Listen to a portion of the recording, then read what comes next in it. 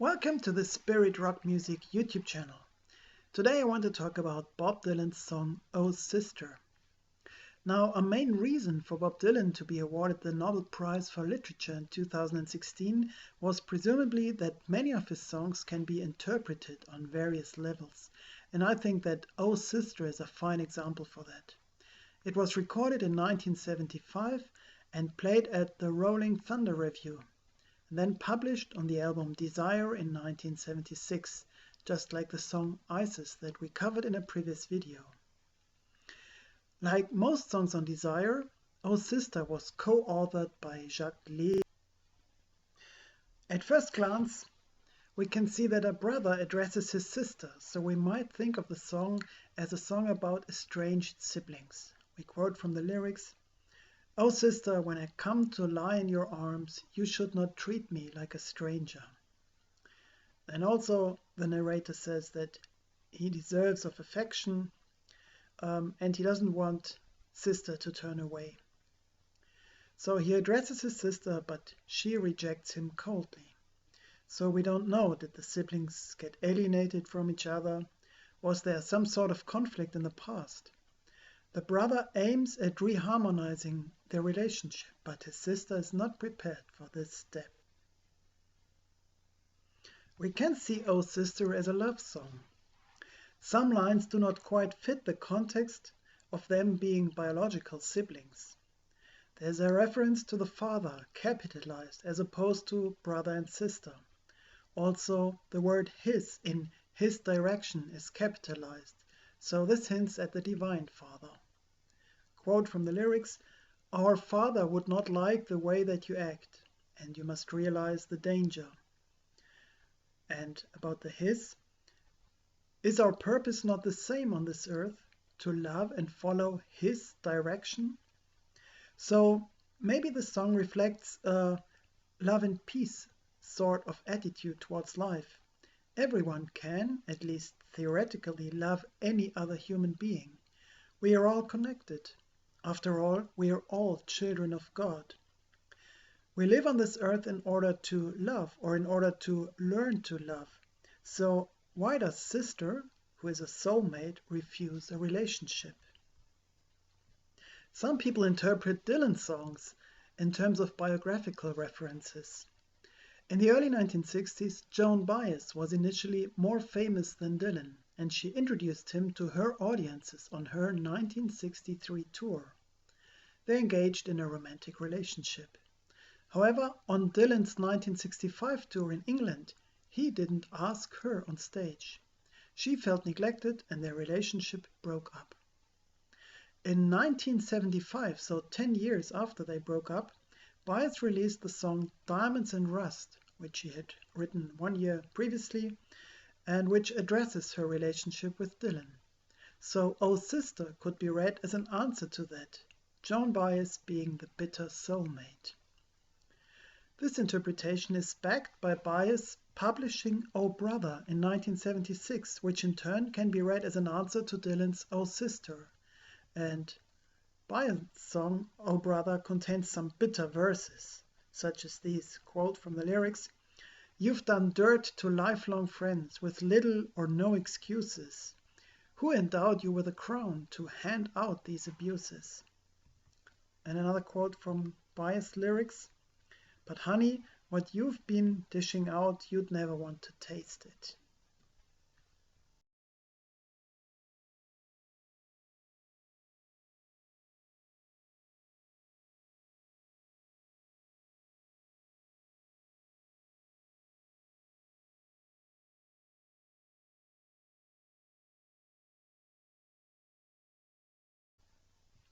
Now I feel that looking for biographical references in Dylan songs may be treacherous. He has been known to play with his fans' expectations and has disappointed them systematically. And even if personal experience has triggered his songwriting, his lyrics may still touch levels that extend far beyond personal issues. So now I'd like to see if a spiritual perspective on this song makes any sense here. And I'm really keen to hear your views.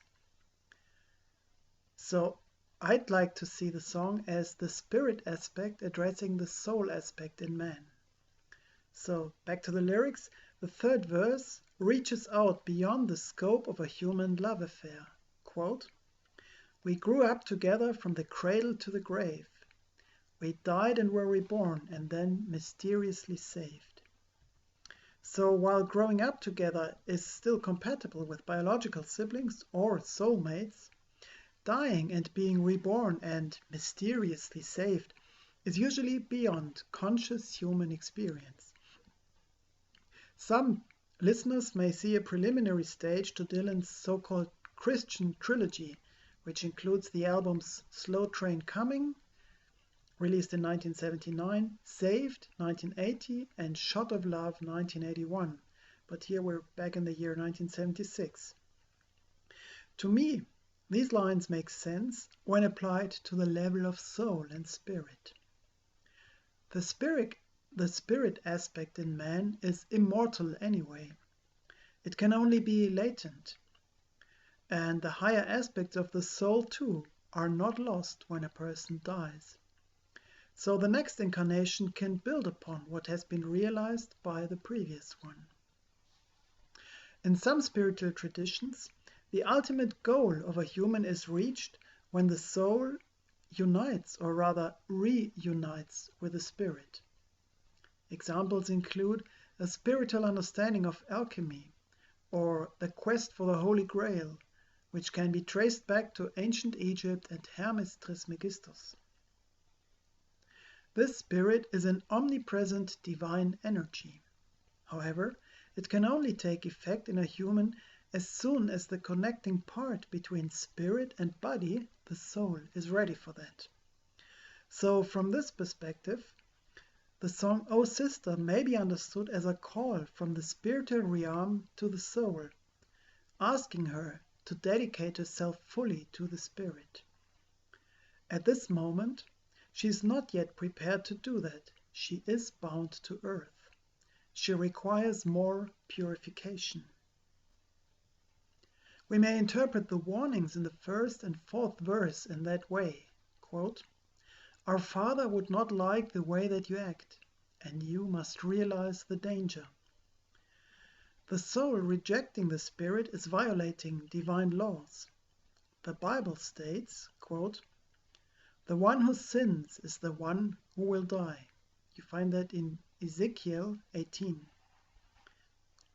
Leaving all associations of drama and threat aside, we can read that as a factual description of the mortal state of man who separated himself from the divine kingdom, and is promised a chance to overcome this state.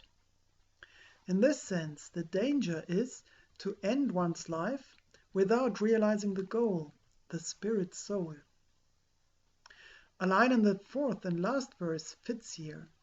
Quote, "Don't turn away, you'll create sorrow."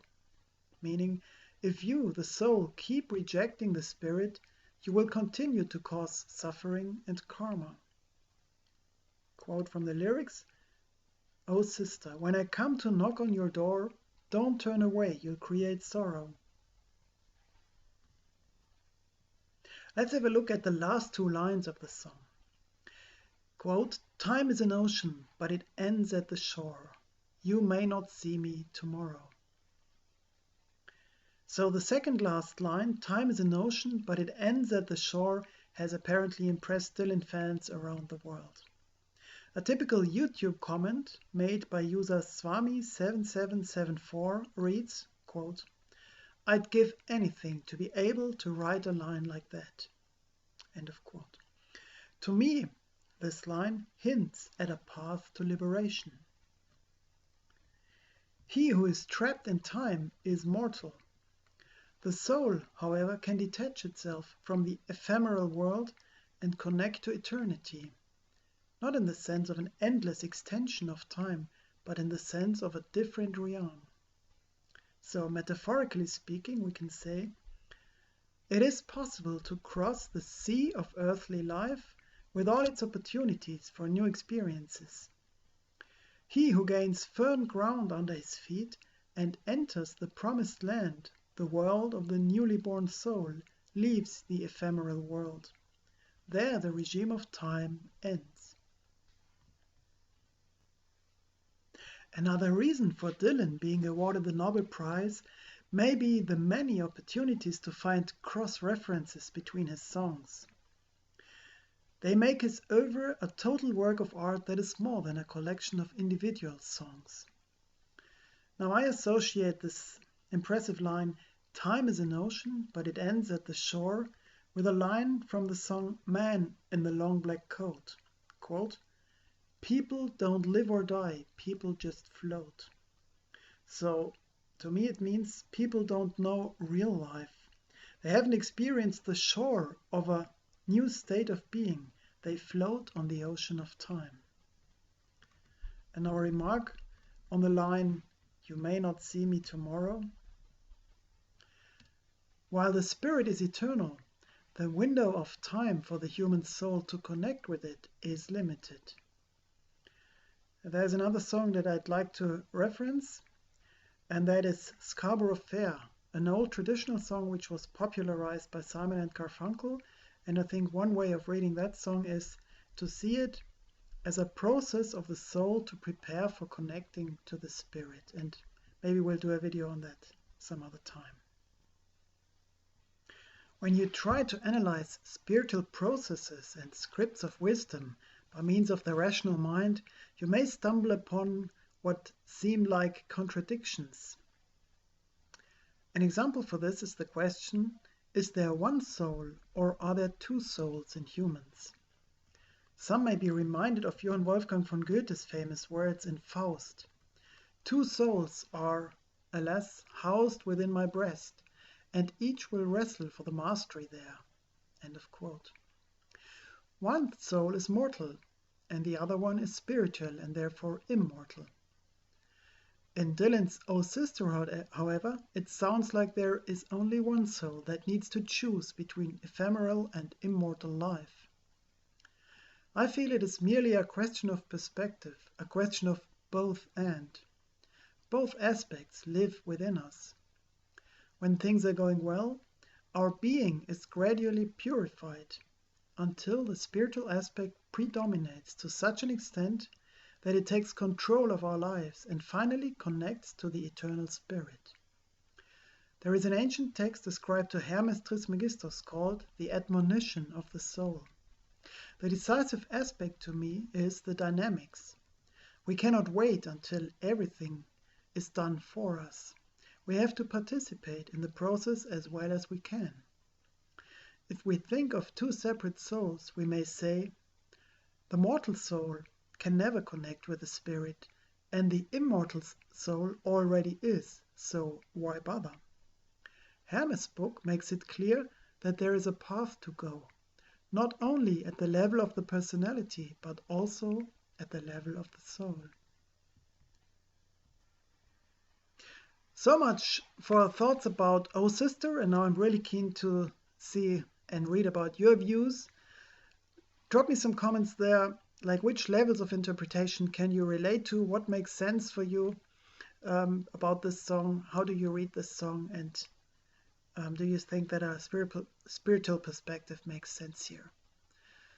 Yeah, all the best for your quest. If you like the video, give it a thumbs up. Consider subscribing to the channel if you haven't already. It really helps. Thank you, all the best, and see you next time.